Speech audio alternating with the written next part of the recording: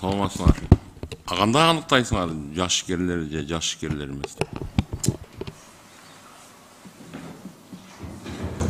Жашы боюнча Элнур Заракович, жашы боюнча 35 жашка чейин 28 жаштан көтөрдүк.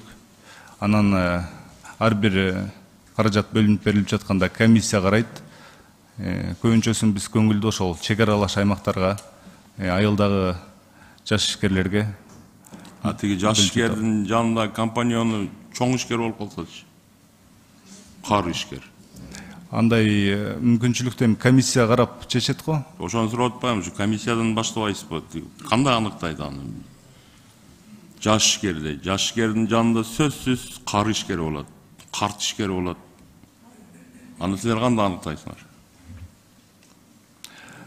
Өзүнүн жылы Эсенбеков аны колдойм, эгер мыйзам менен колдоо көрсөтпөсө, ал эмне келген акчаны берип коюп, ал акчаңар түгөнгөндөн кандай бүттү жашкерлерди колдобойбуз деп чыгабызбы? Марат мырза. Бул каражаттар комиссиянын тандоо критерийинде бардыгы жазылат. Буга чейин андай деле учур катталган эмес, биз көрүп жатабыз. Бардыгы чын деле ошол каражатка муктаж болгон, өзүнүн ишкердигин баштоого кызыктар, жаштар. Андан кийин мондой болуп атат да, тиги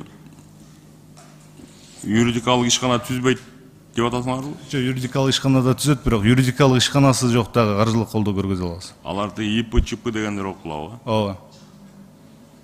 Алар налогтон кандай? Алар салык кодекси менен кадимки мыйзамдын тартибинде иш алып барышат. Акча түгөнгөндө кандай колдойбуз жаштарды?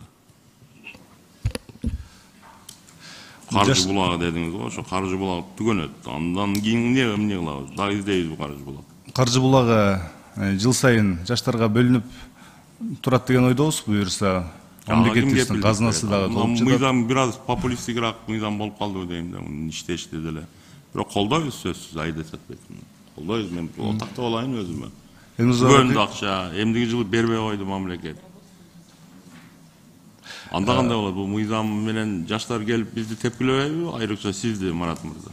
Элнур Заракович, буюрса биздин мамлекеттин сиздин казынасы толуп атат. Мындан дагы көбүрөөк каражат бөлүнөт деген ойдобуз. Кийинки жылы бул студенттик стартапка. Биздин мамлекет баардыгы ушу ойдобуз, эгерде анан мындай болсодан чыгат да, ойлобош керек. Буну бир конкретно бир эсебин чыгарыш керек да.